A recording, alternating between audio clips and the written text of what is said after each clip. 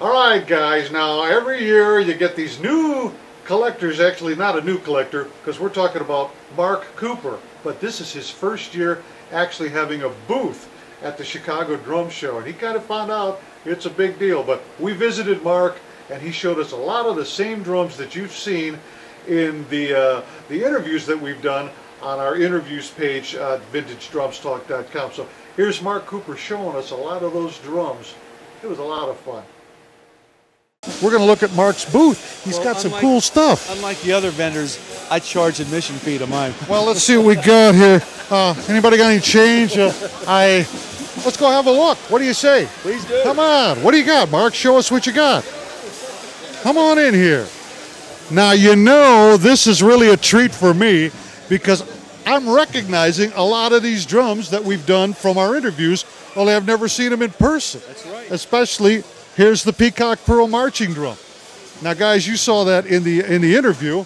Why don't you tell us again, Mark? Did this have blue hoops at once? Yes, the last time you saw it had blue hoops, and I went to work on it and got it back to its original condition. Wow. This nickel or? Yeah. Okay. Nickel plated. Still in good shape. Mark's really good at buffing out finishes. You got some special technique with a buffing wheel, right? It's a secret technique. Yeah. In other words, don't press too hard. I've made a mistake myself. That's what what else she said. got? What else you got? Show me something. What do we got? Stipple Gold, 1929 snare drum. Beautiful. Now, I want to ask you a question. You and I have been discussing like the Slingerland Black Beauty. That's a whole other story. But the difference between Slingerland and Ludwig, is Ludwig used what they call art gold, or is it the other way around? Slingerland was art gold, and this is called Ludwig gold. Okay.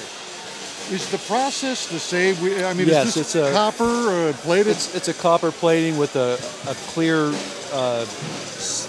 lacquer that has a gold tint to it. Yeah. So sort of a translucent gold paint they applied over the plating, and they didn't use it too long because it wasn't very durable.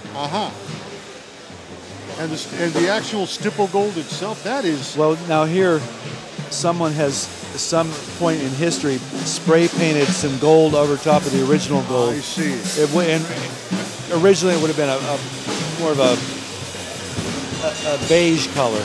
I've seen them look kind of mustardy color. Right.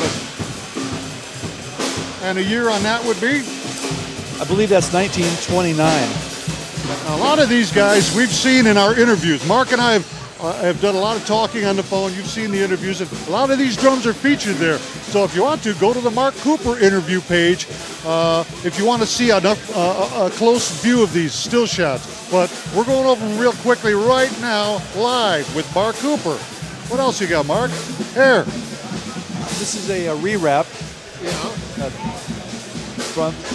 This is a special custom ordered color from Drummer Supply. It's called Color Wrap. Okay. And this is an original, except for the finish, it's an original 1940 Slingerland Radio King solid maple shell. Now that just goes to show you, I've told you guys about color wraps before. You could really, it's like matching paint samples. That's right. It's the first time I've seen this done, and it kind of solves the problem of yellowed matching. Trying to match up yellowed white marine pearl or any color really that has a UV fading to it. And Mark's proof. He's done it right here. This is a very hard color to find, and he's done a nice job on matching that up.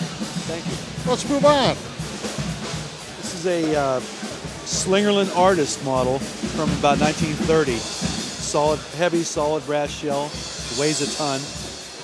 Wow. 10 lugs, tube lugs. Beautiful shape. 3-point strainer. Also originally called the Super Strainer. And the engraved, this is still stamped, or is that engraved? That's stamped, right? That's stamped in there, yes. Okay. This is Speedy Sure Grip Strainer. I misspoke. Now, another thing, if you go to Mark's site, which is COOPER.mp4, he has a whole section, a very good section on the history of Slingerland drums. And he covers a lot of this stuff with the 3-point strainer, right. and he goes over the lugs. Great site, really well done.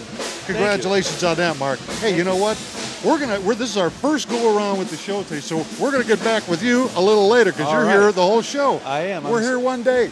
Mark Cooper, guys, my good buddy. Look for him on the website, and he's right here at the show all day. We'll be back.